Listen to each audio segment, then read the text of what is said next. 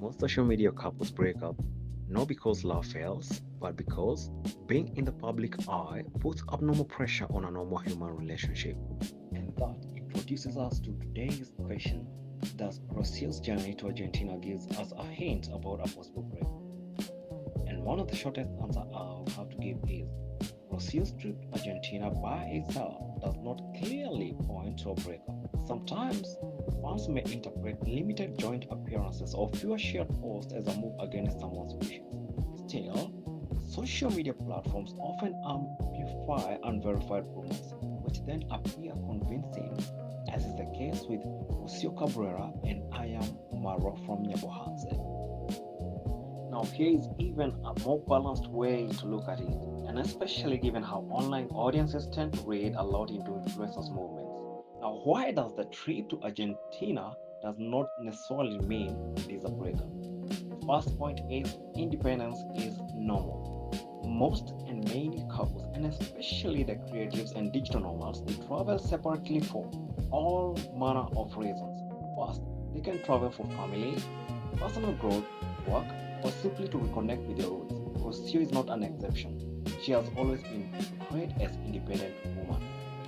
Second point is even more interesting. Argentina has strong personal meaning to Rocio. Now, if the trip is tied to family, culture, or personal reset, it doesn't need to involve a partner principally. Remember this, Argentina is home for Rocio. Nyabuhanse is relocation. Argentina is where Rocio was born, raised, socialized, and emotionally formed. Her family, childhood memories, language, and identity are there. Nyabohansa, on the other hand, is a place she moved on because of a relationship, not because it's her cultural roots. Loving where you come from more deeply is human, not rejection. The third and perhaps the most important point is reduced online visibility does not necessarily mean relationship problems. See, influencers increasingly choose to keep relations off camera after realizing how public scrutiny affects them. Rocio reduced publicity around her relationship with I Am Marwa fits a broader, very deliberate pattern many partners or public figures eventually adapt. First, she learned that public love attracts public violence. Once a relationship is public online, every semblance becomes a rumor. Every trip becomes a theory. Every disagreement becomes content. With that in mind, Rocio experienced how fast audiences take sides, invent narratives, and turn private choices into accusations. The fourth reason is that there's no direct confirmation from either side. There has been no explicit statement about aspiration by either Ro Cabrera or I Am Marwa.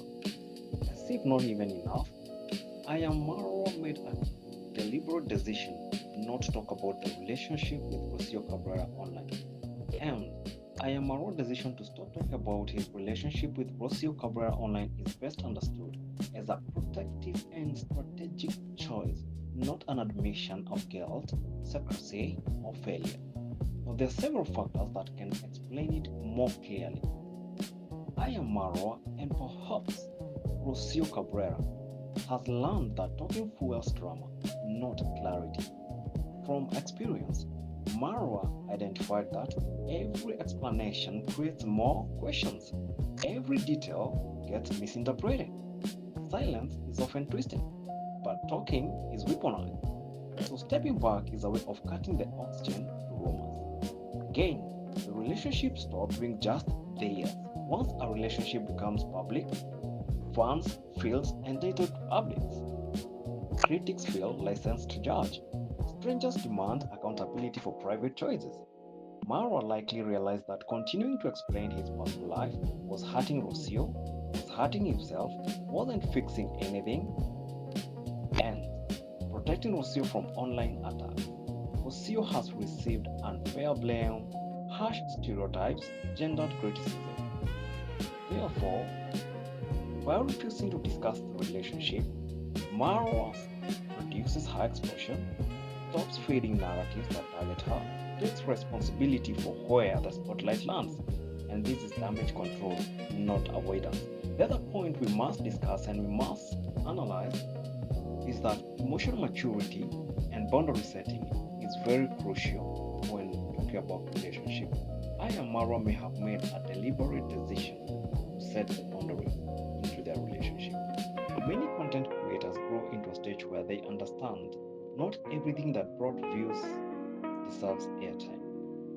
However, when silence is involved, it plays a very significant role.